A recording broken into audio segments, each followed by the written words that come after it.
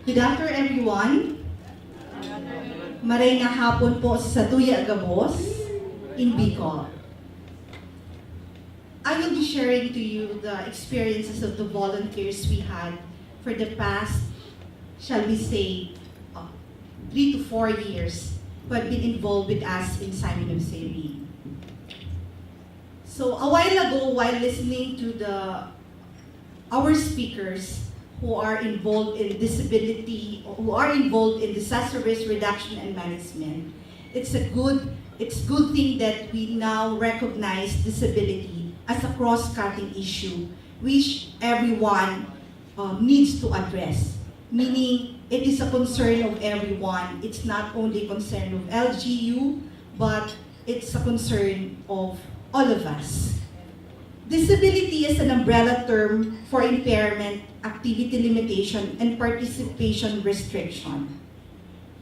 According to the World Bank and the WHO, before there was like 10% of the estimated population of the world which has disability. But in the recent disability statistics, it has already risen up to 15%. Why? It's because of the emerging chronic illnesses and mental health conditions, which now includes in the disability world. Are you in favor of that? No? Yes.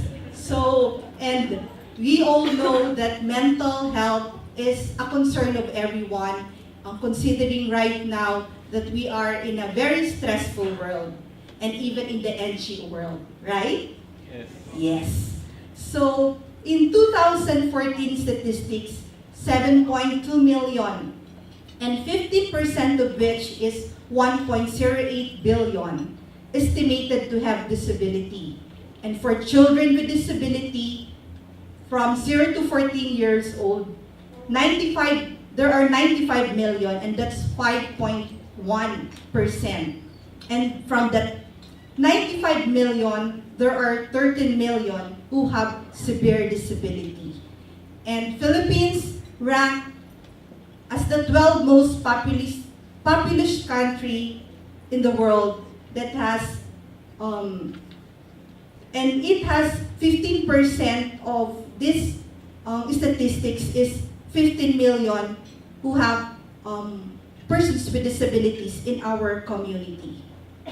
So right now, as mentioned by the one who introduced us this afternoon, there are already 3 volunteers who came to us in our foundation who have helped us in our disability and development work.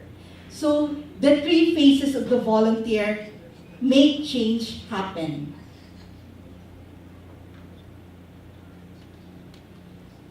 So Simon of Cyrene Community Rehabilitation and Development Foundation, as fondly known as Simon, or Simon of Cyrene, we are based in Albay, and our organization is based on a biblical character, Simon of Cyrene, which helped Jesus carry the cross in Golgotha. Right? Correct. Yes. So, Simon of Cyrene, through the years, we are already on its 33rd year as a foundation, as a non-government organization.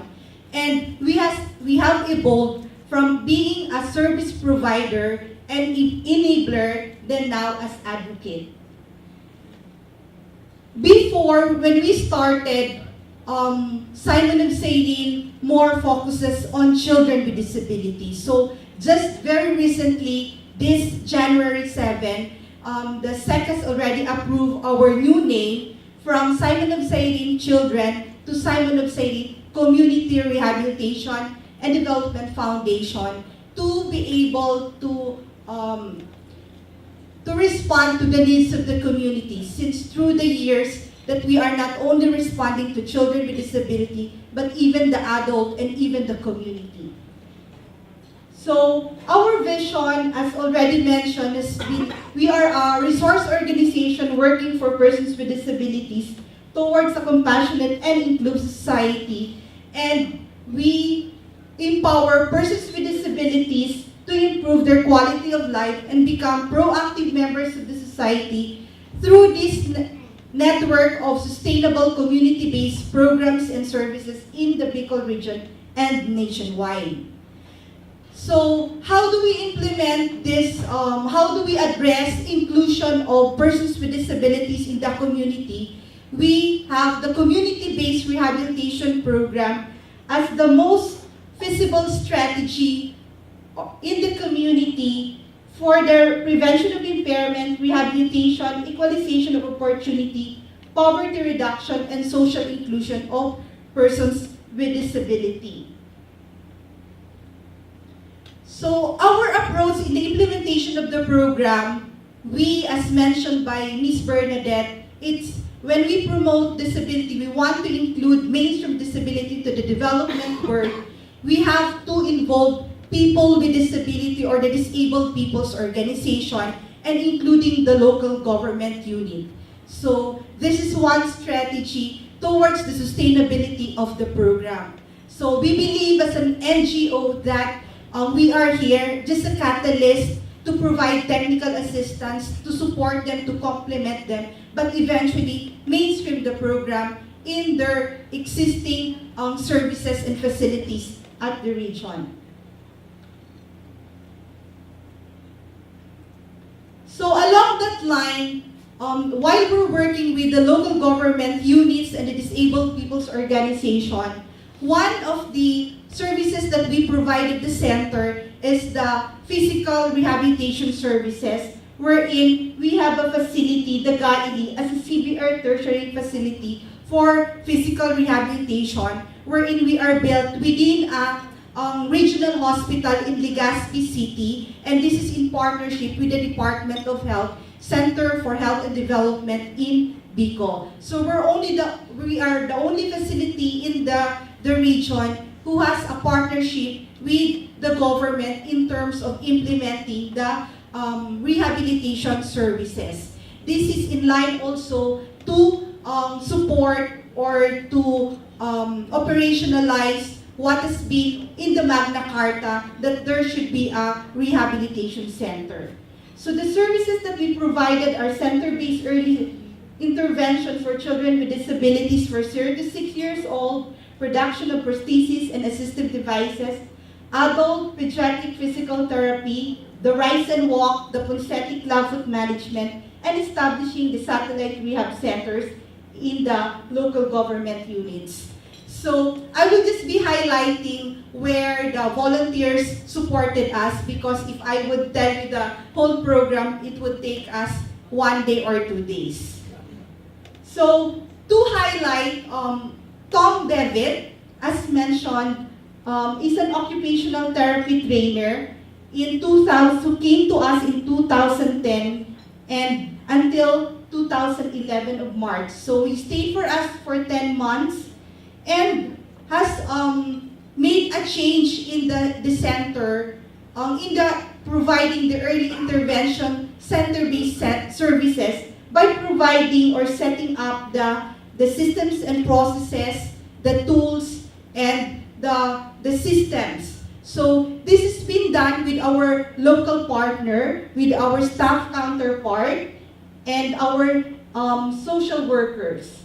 So we had module development on community-based early intervention through training of facilitators, and has helped us in the consent management of clubfoot. When we talk about, are you familiar with the clubfoot po?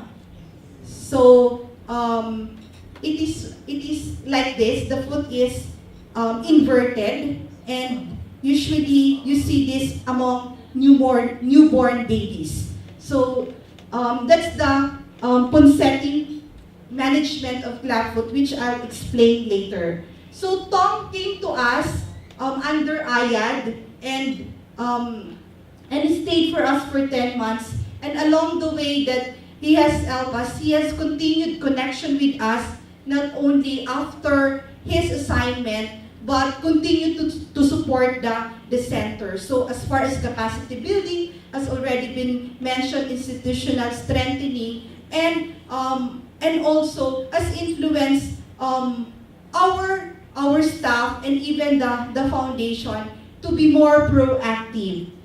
Then Phoebe Thompson came, that's another volunteer, an orthotic and prosthetic training in June of 2012 to December, first under AVID for 6 months. Then again, same as with Tom came back to Simon of Cyrene. So Phoebe also worked on the prosthetics. The first assignment, he was on the upgrading of the prosthetics from the exoskeletal to endoskeletal. So before, we are like producing the wooden technology, and at such time we adopted the fiberglass technology, and right now we're now using the endoskeleton technology. So they have upgraded the workshop systems and procedures and the infusion of the latest technology in the production of assistive devices. So there are a lot of trainings, systems looking into our own workshop. When she came, she said, "Ma'am Chi, wow, is this a workshop?" Sabi ko, "Yes, Phoebe." So because it's like topsy-turvy and all this stuff, and that's why when she came in, aside from introducing that technology, so we look into the internal systems on how to be able to integrate already the occupational health and safety measures, and even the organization of the workplace. So networking with local and international organizations for orthotic and prosthetic companies and schools. Through her contact, we were able to network and do some partnership, not only with UERM, with other schools, Tahanang Walang Agdanan, which have been our long partner, like Bethsaida, our long partner also. But we have also already scaled up and even to have connections in Australia and even in Germany. So then the second assignment when she came is already the Ponseti management, which was coined after Mr. Ponseti, who used to develop the technique. So then, training the volunteers. Then Simon has accessed the direct assistance through the Australian government, through Miss Phoebe, and we were like upgraded tools and equipment at the OPWD workshop by having vacuum to be able to clean up the fumes, etc. And new innovations. So aside from that, the Ponseti Clinic has been regularized in our center. So for our last volunteer, we have Miss Sibylla Foxton, the very recently volunteer that we had just in November 2013 to September, and we had the accomplishments as stated, looking into help us out to market the programs of services of Simon of Cyrene. So it's quite big, but he has focused on the development of the tools and processes, setting up of Gmail account and Dropbox, because we have to be abreast with the technology. Then assisted us in the analysis of the IEC materials. Then introduced us the Survey Monkey as a way of evaluating and appreciating staff, and contributing to the organizational branding and use of the document templates material. So as you see, the work of Sibylla is more at the back, behind, but she embraces all the things that we do. So to capture, just to have this volunteers, so these are the people they have worked with, and I would no longer introduce them, but just to be able to share with you this next slide. So this is very significant to me when we responded during the Typhoon Sendong, which struck Cagayan de Oro in December 2014. And I think still, as we have said, disability inclusion should be a concern of everyone, and we promote disability inclusive disaster risk reduction.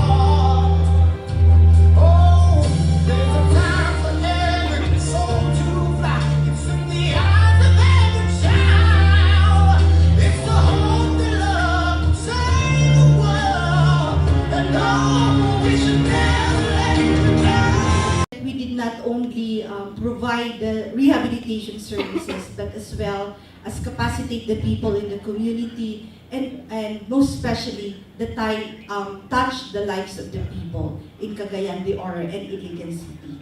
So for my last slide, so these are just the value-added contribution. So I try to be fast. So in terms of organization program, of course, the technical contribution on health and rehab care, Punseti as a new added service at the Galilee Center, and now we have the option for a new choice of prosthesis. We have also realized the value of balanced living. In kagaya sa atin na puros lang work, so the time for work and time for vacation. So working with these volunteers. So sasabihin nila na, Ma'am Chi, Ate Chi, tama na muna, uwi na muna tayo. So think out of the box on marketing programs and services, not only in the cloud that we are doing, so we could scale up, as long as we also want to invest on those tools and the needed requirements on marketing.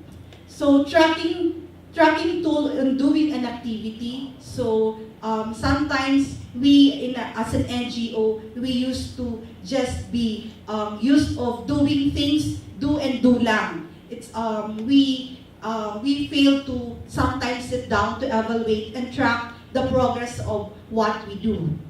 So next is one insight also that we have. We integrate the volunteer program as a strategy for continuing delivery of service and capacity building. Also to be able, since people come and go and there are needs coming in, and to be able to become relevant. So it's a good thing that volunteer program should be embraced by each one of us as an organization. And we were able to reach out to persons with disabilities beyond the region. So as already been mentioned, we went to Cagayan de Oro and other more activities that we had. Then to be able to access external resources. For our co-workers and staff, do something good for other people. So it's life mission that we have learned. So it's not only work, but to do good to other people, that you still have skills that could be shared in your own little way. And it is time-bound and we should be results-oriented. Sometimes we are pushed to their capacities in meeting the set target date. So they're very conscious of that, and since we have already tools, so we could not deny the fact that this is the agreement set, so we have to do and reach the target. And awareness and respect for values of other nationals on relationship, live-in, partners, and sexuality. So this open us because of the diversity of the cultures and being culturally sensitive. And so we say that partnership with Australian volunteers is really an endless possibilities. And we know for a fact that these volunteers would not be able to do by themselves, but with the support of the concept, Australian Aid, and all other organizations. So I salute to all the volunteers, salute to each one of the volunteers who are here, and together we can do more.